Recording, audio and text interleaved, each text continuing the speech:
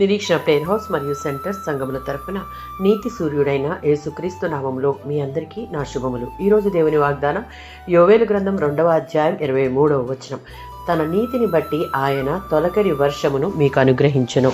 యోవేలు గ్రంథంలో మొదటి భాగంలో భారీ మిడతల కీడు గురించి చెప్పబడింది.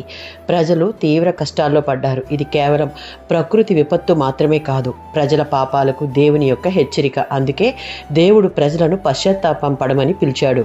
ప్రజలు దేవుని వైపు తిరిగిన తరువాత దేవుడు ఆశీర్వాదాన్ని వాగ్దానం చేశాడు. అందులో ఒకటి వర్షం మరియు పంటల పునరుద్ధరణ.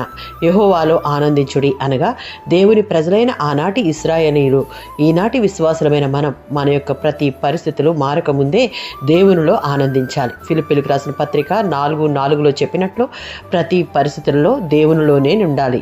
అలా దేవునిలో మన ఆత్మీయ జీవితాన్ని క్రమశిక్షణతో క్రమం తప్పకుండా దేవునితో సహవసిస్తూ దేవుని మీద ఆధారపడి ఆయన వైపు మాత్రమే మన ప్రతి పరిస్థితుల్లో అవి బాధ కలిగించేవైనా సరే ఆనందించే వారంగా ఉంటే తొలకరి వర్షాన్ని మనకు అనుగ్రహించే దేవుడు మన దేవుడు.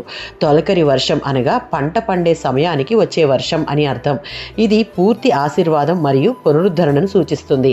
హోషేయ గ్రంథం 6:3 ఉన్నట్లుగా ఆయన మన దగ్గరకు వాన వలె వచ్చును. యాకోబు పత్రిక 5:7 ఉన్నట్లు పంటలను పండించే రైతు ముందు వానను కడవరి వాన కోసం ఎదురు చూస్తూ ఉంటాడు.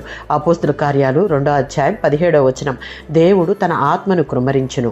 వీటి నుండి దేవుడు కేవలం మన అవసరాన్ని తీర్చడమే కాదు, మనలను పూర్తిగా ఆశీర్వదిస్తాడు.